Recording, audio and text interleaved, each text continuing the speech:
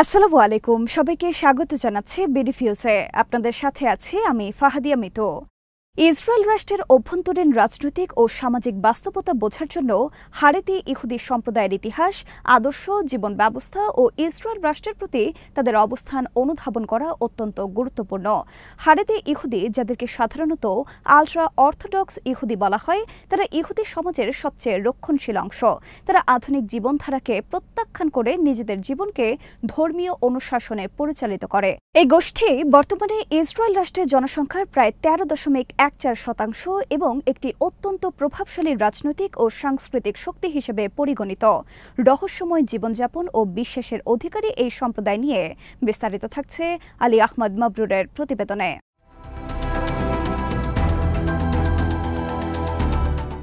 হারেদি সম্প্রদায়ের মূল শিকড় নিহিত আছে ইউরোপের 1800 ও 1900 শতকের ইহুদি সমাজে। এই সময়ে ইউরোপ জুড়ে যখন হাসকালাহ বা ইহুদি আলোকিতবাদ আন্দোলনের মাধ্যমে আধুনিকায়নের ঢেউ আসে, তখন একটি অংশ তা প্রত্যাখ্যান করে ধর্মীয় অনুশাসন ও ঐতিহ্যে দৃঢ়ভাবে আবদ্ধ থাকে। তারাই ভবিষ্যতের হারেদি আন্দোলনের ভিত্তি তৈরি করে। দ্বিতীয় বিশ্বযুদ্ধের সময় নাৎসি জার্মানির হাতে অনেক হারেদি ইহুদি নিহত হয়, কিন্তু যারা পালিয়ে বাঁচতে পেরেছিল তারা ইসরায়েল, যুক্তরাষ্ট্র এবং ব্রিটেন সহ বিভিন্ন দেশে পুনরায় ধর্মীয় ভিত্তিক গোষ্ঠী গড়ে তোলে। ইসরায়েল রাষ্ট্র প্রতিষ্ঠার পর তাদের অবস্থান ছিল দ্বৈত। একদিকে তারা নিজেদের ইহুদি পরিচয় নিয়ে অহংকারে ভুগত, অন্যদিকে ধর্মনিরপেক্ষ জায়নিস্টদের নেতৃত্বে প্রতিষ্ঠিত এই রাষ্ট্রকে তারা ঈশ্বর বিরোধী বলেও মনে করত।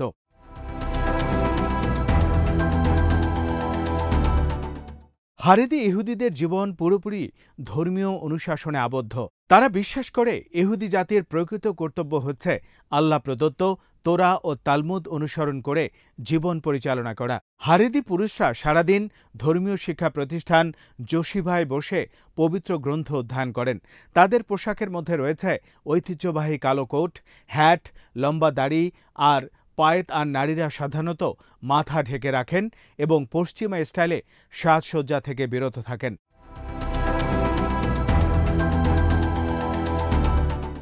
তারা টেলিভিশন, ইন্টারনেট ও সামাজিক যোগাযোগ মাধ্যম থেকে দূরে থাকেন, যাতে অসুচি আধুনিকতা তাদের জীবনকে প্রভাবিত করতে না পারে। সমাজে লিঙ্গভিত্তিক সম্পূর্ণ বিভাজন রয়েছে। শিক্ষা, পরিবহন, এমনকি রাস্তায় হাঁটার ক্ষেত্রেও অনেক সময় নারী ও পুরুষ আলাদা থাকে। মসিহ আসার আগ পর্যন্ত শোকাবহ সময়ের অংশ হিসেবে তারা কালো পোশাক পরিধান করে থাকেন বলে ধারণা করা হয়।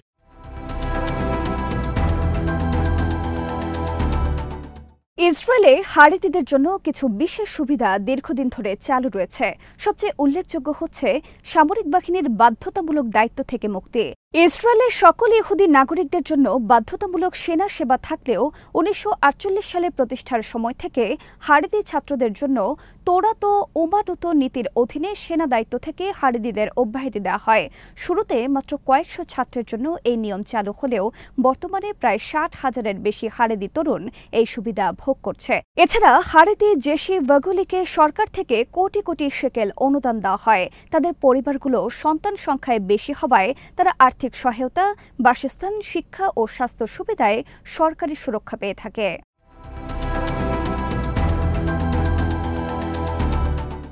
হারেদি ইহুদিদের অন্যতম বৈশিষ্ট্য হল তাদের উচ্চ জন্মহার। সাধারণ ইসরায়েলি পরিবারে যেখানে সন্তান সংখ্যা গড়ে 23 জন, সেখানে হারেদি পরিবারে 67 জন সন্তান থাকা সাধারণ ব্যাপার।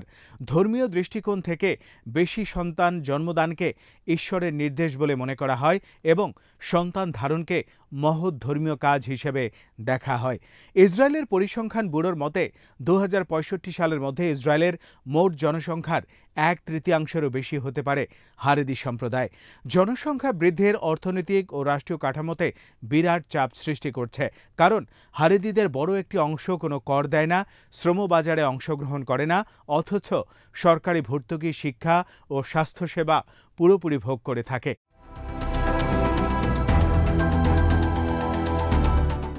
অনেকে এই বিষয়টিকে ইসরায়েল রাষ্ট্রের পরজীবী তোষণ বলে অভিহিত করেছেন, যেখানে একটি সম্প্রদায় রাষ্ট্রের সুবিধা ভোগ করছে কিন্তু রাষ্ট্রের উন্নয়নে তারা বাস্তব কোনো অবদান রাখছে না।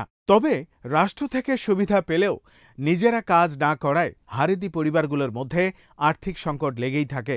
হারেদি পুরুষরা সাধারণত চাকরি বা ব্যবসা করাকে অবক্ষয় বলে মনে করেন। বাধ্য হয়ে নারীরা অনেক সময় শিক্ষকতা, নার্সিং, সেলাই বা ধর্মীয় প্রতিষ্ঠানে কাজ করেন। এরপরও হারেদি গোষ্ঠীর মধ্যে দারিদ্রতার হার অনেক বেশি, জাতীয় গড়ের তুলনায় দ্বিগুণেরও বেশি। বিভিন্ন এনজিও রিপোর্টে দেখা যায় হারেদি শিশুদের একটি বড় অংশ পুষ্টিহীনতা, প্রাথমিক স্বাস্থ্যসেবার সংকট ও শিক্ষার মানের অভাবে ভুগছে।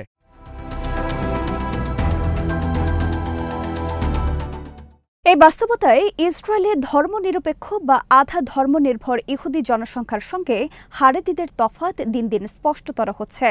একদিকে সাধারণ ইহুদিরা সামরিক দায়িত্ব পালন করে, নাগরিক আইন মেনে চলার চেষ্টা করে, কর্মক্ষেত্রে যুক্ত থাকে এবং পশ্চিমা ধাঁচে জীবনযাপন করে।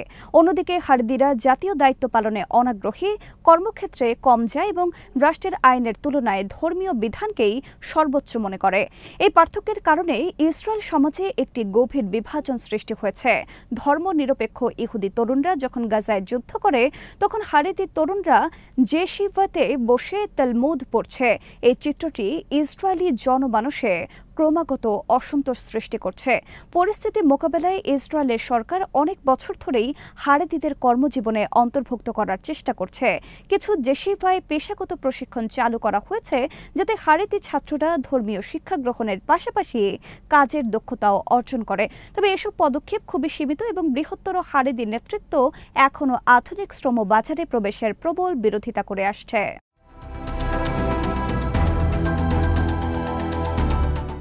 হারেদি বিশ্ববিদ্যালয়গুলোতে সাধারণত পাঠ্যক্রম নেই বললেই চলে।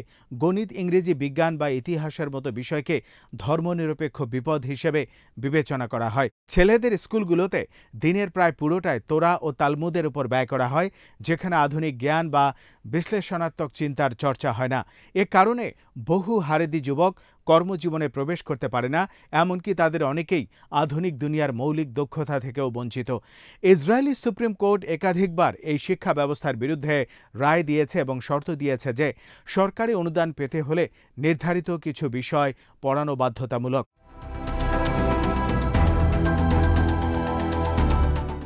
কিন্তু ধর্মীয় দলগুলো চাপ ও সরকারে তাদের অংশগ্রহণের কারণে এসব নিয়ম বাস্তবায়নে প্রায় অসম্ভব হয়ে পড়েছে।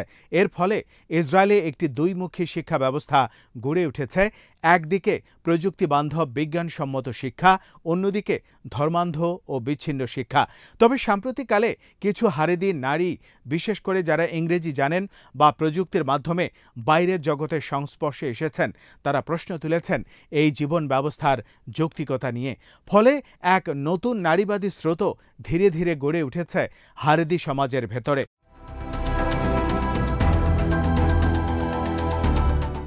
হারেদি সমাজ প্রযুক্তিকে এক ধরনের নৈতিক হুমকি মনে করে।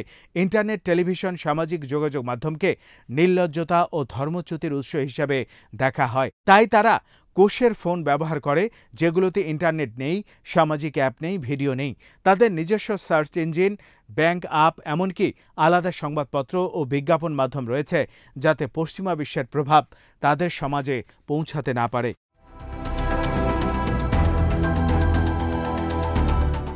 এই প্রযুক্তি বিরোধিতা এতটাই গভীর যে ইসরায়েলের বিভিন্ন শহরে ইন্টারনেট বিরোধী মিছিল ও র্যালি অনুষ্ঠিত হয়।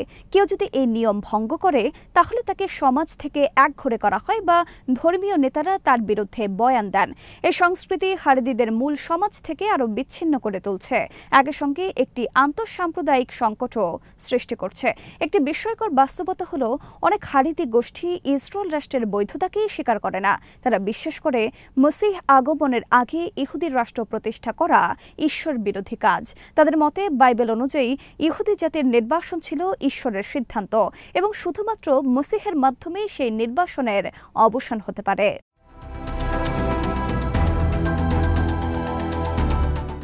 জায়নিস্ট আন্দোলনকে তারা মানব সৃষ্ট ও ঈশ্বরের ইচ্ছার বিরুদ্ধে মনে করে। কিছু হারেদি দল সরাসরি ফিলিস্তিনের স্বাধীনতার পক্ষে এবং ইসরায়েল রাষ্ট্রের অবসান চায়। তারা প্রায় তেহরান বা লেবাননের হিজবুল্লাহ নেতাদের সঙ্গে হাতে হাত মিলিয়ে ইসরায়েল বিরোধী সম্মেলনে অংশ নেয়। হারেদি সম্প্রদায় ইসরায়েলি রাজনীতিতে অত্যন্ত শক্তিশালী অবস্থান অর্জন করেছে। শাস এবং ইউনাইটেড তোরা জুডাইজম নামের দুটি বড় রাজনৈতিক দল এই সম্প্রদায়ের প্রতিনিধিত্ব করে। এই দলগুলো প্রায় সরকার গঠনের জোটে গুরুত্বপূর্ণ ভূমিকা পালন করে, ফলে তাদের দাবি উপেক্ষা করা কঠিন হয়।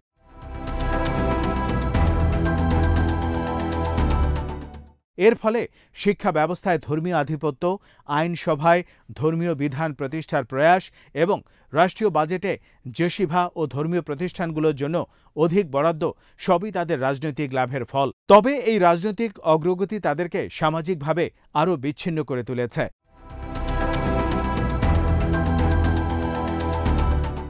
হারেদি ইহুদিরা আজ ইসরায়েল রাষ্ট্রে এক অদ্ভুত দ্বৈত ভূমিকা পালন করছে।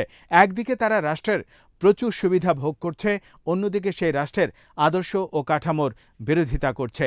ধর্মীয় অনুশাসনে নিবিষ্ট এই সম্প্রদায় নিজস্ব সংস্কৃতিতে আত্মনিয়োজিত থাকলেও জাতীয় দায়িত্ব ও সামাজিক সংহতির ক্ষেত্রে একটি বড় প্রশ্ন হয়ে দাঁড়িয়েছে। ইসরায়েল রাষ্ট্র ও হারেদি গোষ্ঠীর মধ্যকার দ্বন্দ্ব কেবল ধর্ম বনাম ধর্মনিরপেক্ষতার সংঘর্ষ নয়, বরং আধুনিক রাষ্ট্র ব্যবস্থার কাঠামোর ভেতরে নতুন এক সংকট হিসেবে সামনে এসেছে। ভবিষ্যতে এই সংকটের কিভাবে সমাধান হবে তার উপর ইসরায়েল রাষ্ট্রের ভবিষ্যৎ অনেকাংশেই নির্ভর করছে।